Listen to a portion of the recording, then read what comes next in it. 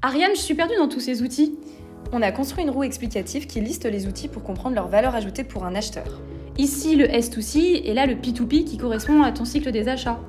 Notre rôle est crucial en amont. On pose une stratégie, analyse du besoin et réponse sourcing possible. Et on utilise Zycus dès l'étape de sourcing, Qui permet ensuite de contractualiser, puis on met à jour le contenu des 4 cards. qui permet de fluidifier les étapes P2P où nous devenons plus que support. Ok, le monkey est dans le camp de l'IOPC.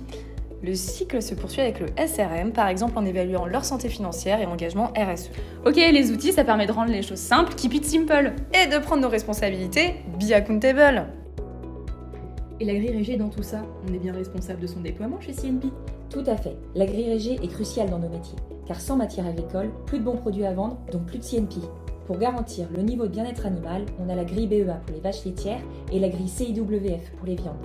Et pour l'évaluation des pratiques agroécologiques et de la réduction des émissions de carbone, On a choisi de keep it simple et d'utiliser les outils externes reconnus dans les filières, comme CAP2ER pour le lait ou l'indice de régénération pour les producteurs de blélina. Ensuite, qu'on va convertir dans nos outils internes. on les évalue, mais on les aide comment? Je sais pas moi, financièrement, techniquement. Bien sûr, financièrement, on leur verse des primes agroécologiques grâce aux outils des achats et de l'ADL comme OneBuy et SAP. Et techniquement, on utilise les outils filières pour élaborer des plans de progrès afin qu'ils continuent à s'améliorer. Et ça marche comment pour l'achat du lait avec nos 1250 éleveurs partenaires? Sur la base de nos prévisions de volume de collecte, on construit le budget d'ADL. C'est ce qu'on appelle la Milk Bill.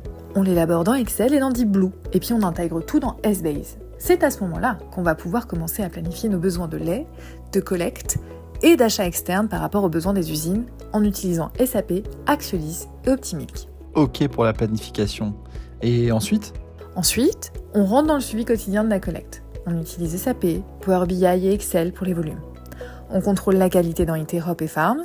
Et pour la partie transport, on utilise Axiolis et Optimilk. Enfin, on communique avec nos éleveurs au quotidien. Et pour cela, on utilise de multiples outils. Les visites en ferme, le téléphone et les mails, bien sûr. Mais aussi Milk Office et la GED pour l'échage et l'archivage de documents. Pour les contrats, on utilise bien entendu Zycus et DocuSign. On utilise aussi SAP pour la relation avec nos clients fournisseurs de poudre, de crème de lait. Et en fin de mois, on établit la facture des producteurs en utilisant SAP, Excel et bien entendu la S400.